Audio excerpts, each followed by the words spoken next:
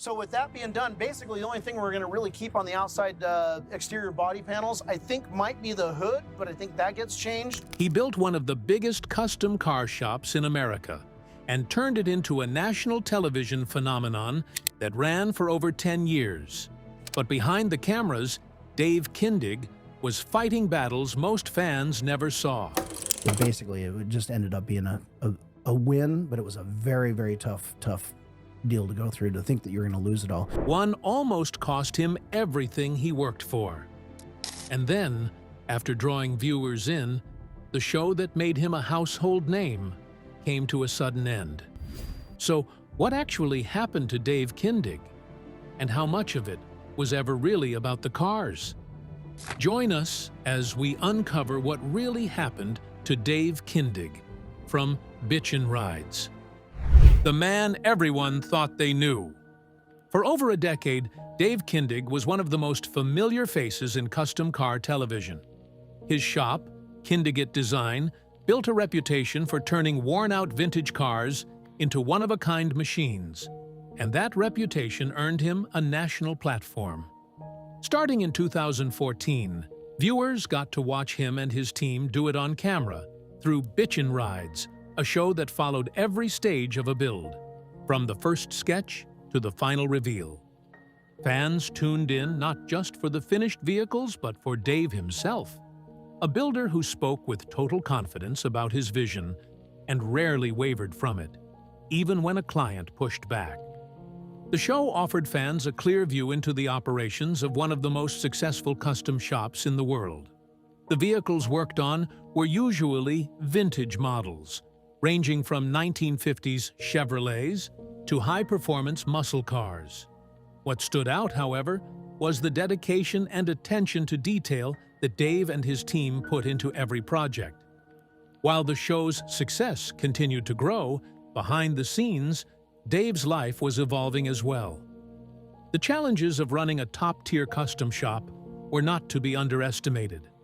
While Dave and his team faced the pressure of maintaining the shop's high standards, they also had to deal with the realities of working in a competitive industry. But despite these challenges, Kindig-It Design continued to be a leader in the custom car industry. Their work went beyond creating beautiful cars. They strove to preserve the legacy of every vehicle they restored, making sure that each car they touched continued to live on for future generations. But here's the thing viewers didn't notice at first. The version of Dave Kindig everyone saw on screen wasn't the whole picture, not even close. Behind that glossy and successful reputation was a business that had already survived a near collapse, and one that would go on to face years of legal trouble most viewers never even heard about. While many TV personalities are quick to get entangled in controversy because of the spotlight, Dave has preferred to keep a low profile and stay focused on the work. That's part of what made it so surprising when the lawsuits started piling up, and even more surprising when Dave admitted years later that his very first business crisis wasn't a lawsuit at all. It was a hostile takeover attempt that nearly cost him everything before Bitchin Rides started. Fighting to keep his own company. Very hands-on. No, they weren't. So they didn't. They would work in the office. They'd give me ideas. You know, They were in the business, though. Yeah. No, they weren't. They were car collectors. Long story short, according to Dave, a client tried to take over his business, and it happened so fast that if he hadn't acted quickly enough, the shop would have become history. He and his team were escorted off the property while the client moved like he already owned the place. In fact, he was about to assume control of the shop. For a builder who had spent years working his way up from nothing, watching someone else walk in and try to claim the company was about as close to a nightmare as it gets. Dave and his wife, Charity, borrowed money from her father to bring in a lawyer. That move was the best thing they did, because in 3 days, he was back in the building, and what had briefly looked like a hostile takeover was forced back into something much simpler: a loan. It is also important to note what Dave has claimed the client's actual plan was. According to him, the goal wasn't just to run the shop as it existed. He said the client's intention had been to strip out the wide variety of builds Kindig-It Design was known for and turn the whole operation into a shop that specialized in Mopar restorations. Whether that plan would have worked isn't something Dave ever had to find out, not that he wanted to anyway. This is one story Dave doesn't bring up often, and it is one that never made it into a single episode of Bitchin Rides. No camera crew was there to capture him walking back through the door. That near miss was a serious lesson for Dave. It practically shaped how he ran the business going forward. According to him, a shop that had almost slipped out of his hands taught him to hold tighter control over contracts and partnerships from that point on. But surviving one business threat didn't mean Dave was in the clear. In fact, major trouble had just begun: the unending lawsuit. In 2019, more than 30 chiropractors and wellness professionals from across the United States pooled their money to commission Kindig-It Design for a project unlike anything the shop had taken on before: a full restoration and custom build of a 1974 Dodge Charger. They agreed on a price of $670,000, and as a show of good faith, the group even paid over $230,000 up front. At first, the arrangement looked like exactly the kind of high-profile build the shop had become known for. But as the months passed, the problems began. The project slowed down dramatically, and then it stalled almost entirely. The group later claimed that all they had to show for their money was the bare shell of a car, with no work done on the drivetrain, the interior, or any of the functional components they'd paid for. As if that wasn't enough, the chiropractors said their attempts to get updates were met with either vague answers or silence. Frustrated, the group first tried to resolve things privately through mediation. But that failed spectacularly, largely because Kindig-It absolutely refused to offer a refund, and the two sides couldn't agree on what a fair resolution looked like. By 2022, there was no hope of resolving the dispute through private negotiations, so the group headed to court. They filed a suit against both Dave Kindig personally and Kindig-It Design, alleging fraud, breach of contract, and intentional infliction of emotional distress. Their argument was rather straightforward.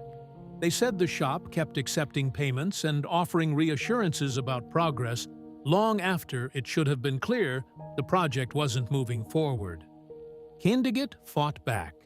They pointed to pandemic-related shutdowns and supply chain disruptions as major factors behind the delays, alongside the shop's track record on past builds as evidence there was never any intent to defraud anyone.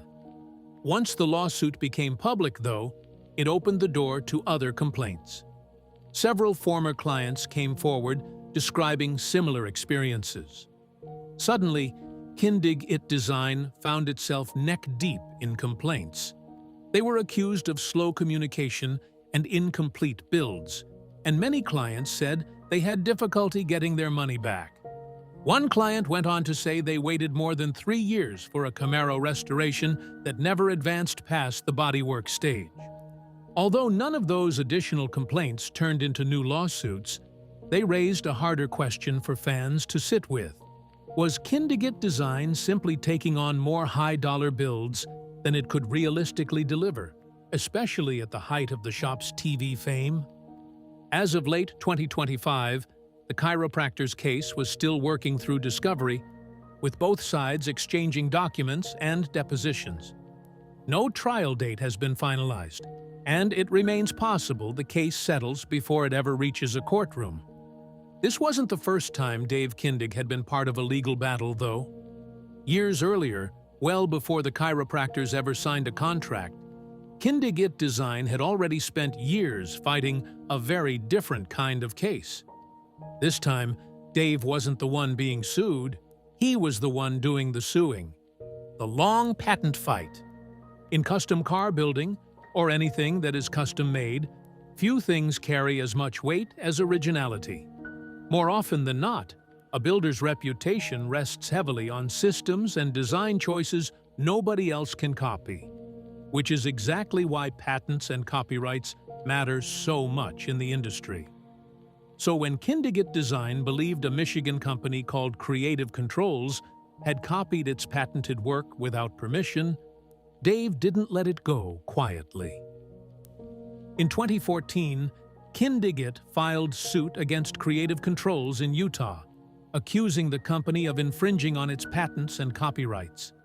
Creative Controls fought back hard, arguing the case shouldn't even be heard in Utah in the first place, since the company had no meaningful business presence in the state. Kindig-It disagreed. They pointed to a handful of connections: a website that took orders from customers in Utah, a custom part the defendant had reportedly sent to the shop years earlier, and a single direct sale to a Utah buyer. Both sides agreed that the last point about the single sale wasn't nearly enough on its own to establish jurisdiction. The stronger argument turned out to be that Creative Controls had allegedly used photos taken from Kindig-It's own Utah-based website. In January 2016, the court ruled there was enough evidence to move forward on some claims, but not the core patent allegations. The two sides spent another year fighting over discovery disputes, including a motion from Kindig-It that a judge ultimately denied for being filed too late. By June 2017, the case had moved to a magistrate judge for settlement talks. Those talks didn't produce an agreement, but the following month, both sides filed to dismiss the case with prejudice, meaning neither party could raise the same claims again in the future. The terms were never made public, but some people think that the fact that both sides walked away meant some sort of resolution had been reached behind closed doors.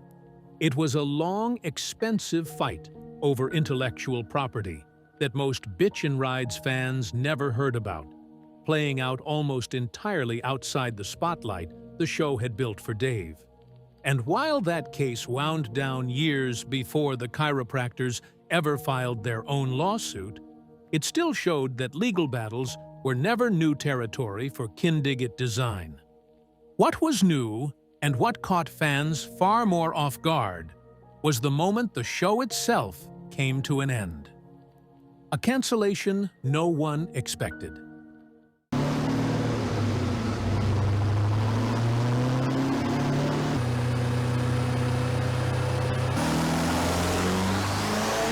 Despite the team's many accomplishments, the series was unexpectedly canceled in early 2025, leaving fans shocked and disappointed.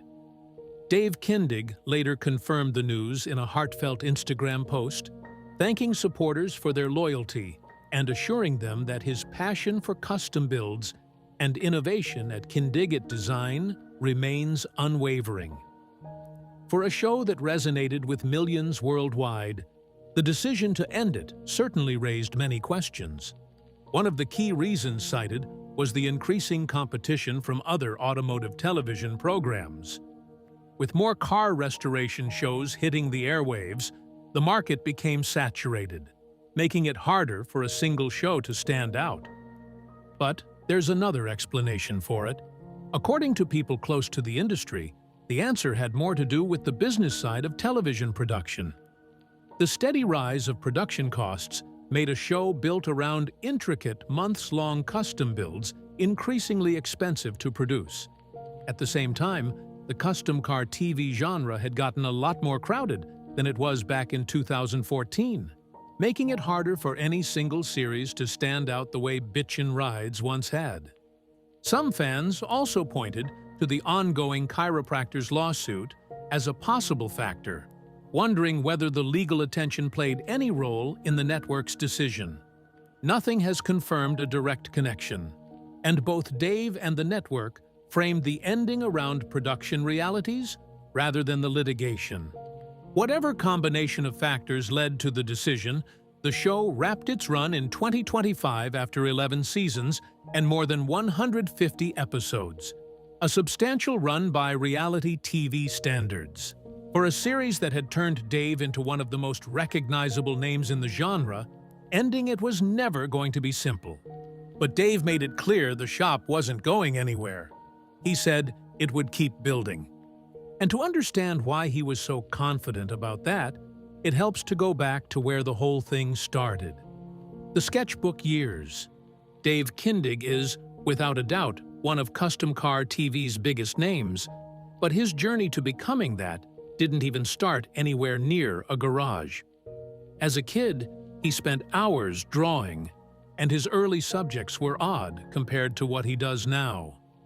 He would sketch bugs and insects over and over in obsessive detail. That habit of studying something closely and getting every detail exactly right eventually found a new subject. Once cars entered the picture, Dave realized he had found a much better outlet for that same eye for precision. And from that point on, cars were pretty much all he wanted to draw. Talent alone doesn't build a career, though.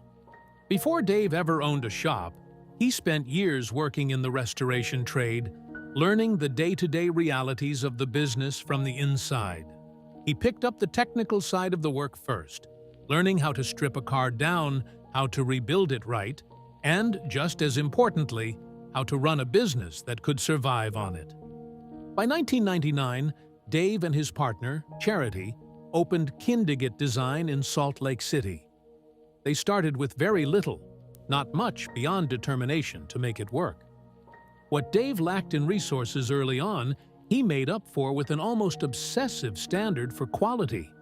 He set a standard he refused to compromise on, and every car that left the shop had to meet that standard, even if a faster turnaround would have made more financial sense.